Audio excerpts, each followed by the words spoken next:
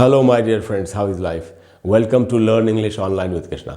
देखिए दोस्तों, कई बार क्या होता है कि अगर हमको कोई सेंटेंस बनाना हो तो हम उसको ठीक से बना नहीं पाते, और इस कारण से हम ठीक से इंग्लिश में ना तो बोल पाते हैं ना लिख पाते हैं। क्यों? क्योंकि वो सेंटेंस ऐसा होता है कि हमको देखने में बड़ा डिफ़िकल्ट लगता है। थोड़ा लंबा भी सेंटेंस हो सकता है वो। देखिए, एक ऐसा ही सेंटेंस आज मैं आपके सामने लेकर के आया हूँ।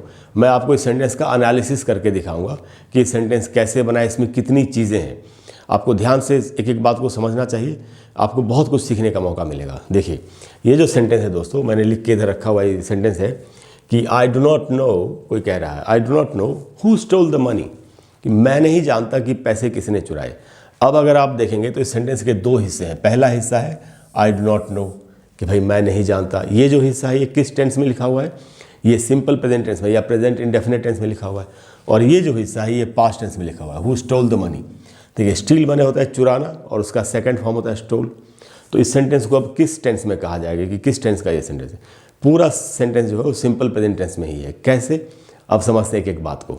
सबसे पहले ये जो दो हिस्से हैं, ये दो क्लॉजेस हैं इस सेंटेंस। एक सेंटेंस में कई सारे क्लॉज हो सकते हैं, और हर क्लॉज में अपना एक सब्जेक्ट भी होता है। तो ये जो पहला क्लॉज है दोस्तों, ये मेन क्लॉज है।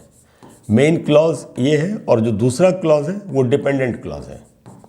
डिपेंडेंट क्लॉज या सबऑर्डिनेट क्लॉज किसको कहते हैं? जो मेन क्लॉज पर डिपेंड करता हो, निर्भर करता हो।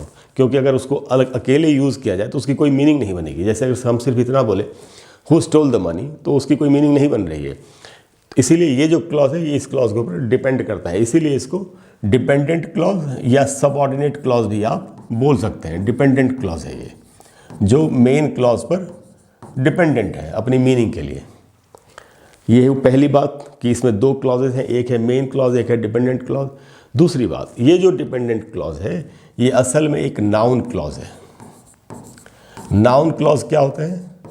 नाउन क्लॉज शब्दों का समूह है, और ये जनरली आपको जो WH वर्ड्स होते हैं, हु, व्हाट या दैट, विच, इनसे स्टार्ट होते हैं। और नाउन क्लॉजेज सेंटेंस में सब्जेक्ट भी बन सकते हैं एंड ऑब्जेक्ट भी बन सकते हैं। अगर आपको नाउन क्लॉज अच्छे तरीके से सीखना हो तो मेरे चैनल पर मेरी एक प्लेलिस्ट है, उसका नाम ही है नाउन। उसमें आपको नाउन क्लॉज के ऊपर वीडियो मिल जाएगा, तो वो देख करके आप समझ सकते हैं कि नाउन क्लॉज क्या था। बाकी इसमें इतना ही है समझने के लिए जितना मैंने आपको बताया। तो अभी तक हम क्या क्या समझे कि इस सेंटेंस में दो क्लॉजेज है। पहला है मेन क्लॉज, दूसरा है डिपेंडेंट क्लॉज, जो असल में एक नाउन क्लॉज है। और नाउन क्लॉज सेंटेंस में सब्जेक्ट ऑब्जेक्ट भी बन सकता है। ठीक है, अब हम आते हैं फिर से पहले मेन क्लॉज पर। अब देखिए, आई जो है वो सब्जेक्ट है, आई हो गया सब्जेक्ट। नो जो है ये हमारा वर्ब है, और नो जो है इस सेंटेंस में ट्रांजिटिव वर्ब की तरह इस्तेमाल हुआ है। ट्रांजिटिव वर्ब्स कौन से वर्ब्स होते हैं? जिनको एक ऑब्जेक्ट चाहिए। तो ये जो पूरा का पूरा नाउन क्लॉज है, जो डिपेंडेंट क्लॉज है, वो इस वर्ब का डायरेक्ट ऑब्जेक्ट है। डायरेक्ट ऑब्जेक्ट कौन होता है? देखिए, ऑब्जेक्ट दो प्रकार के हो सकते हैं, एक डायरेक्ट ऑब्जेक्ट, एक indirect object. Indirect object generally एक जीवित प्राणी होता है, तो यहाँ ये पूरा हिस्सा है, इसीलिए इसको डायरेक्ट ऑब्जेक्ट कहा जाएगा। तो ये पूरा का पूरा डायरेक्ट ऑब्जेक्ट। अब आप समझ रहे हैं? जैसे अगर मैं कहूँ I do not know him, मैं उसे नहीं जानता, तो हिम ऑब्जेक्ट होता हमारा, इनडायरेक्ट ऑब्जेक्ट होता, जीवित प्राणी है। तो यहाँ पर कहा जा रहा है I do not know who stole the money, पूरा का पूरा क्लॉज है, इसीलिए डायरेक्ट ऑब्जेक्ट होगा। तो अभी तक हम क्या समझे कि ये सेंटेंस जो है इसमें दो क्लॉजेज हैं। I do not know main clause है, दूसरा जो क्लॉज है वो डिपेंडेंट क्लॉज है, जो कि एक नाउन क्लॉज है। और इस सेंटेंस में ये जो वर्ब है नो, उसका ये डायरेक्ट ऑब्जेक्ट है। इतना आप समझ गए? इधर तो कुछ समझने के लिए और है नहीं। अब हम इस पर आते हैं। अब हु स्टोल द मनी जो है इसका एनालिसिस करते हैं। अब देखिए, इसमें हु जो है ये एक असल में एक रिलेटिव प्रोनाउन है। अब रिलेटिव प्रोनाउन क्या होता है?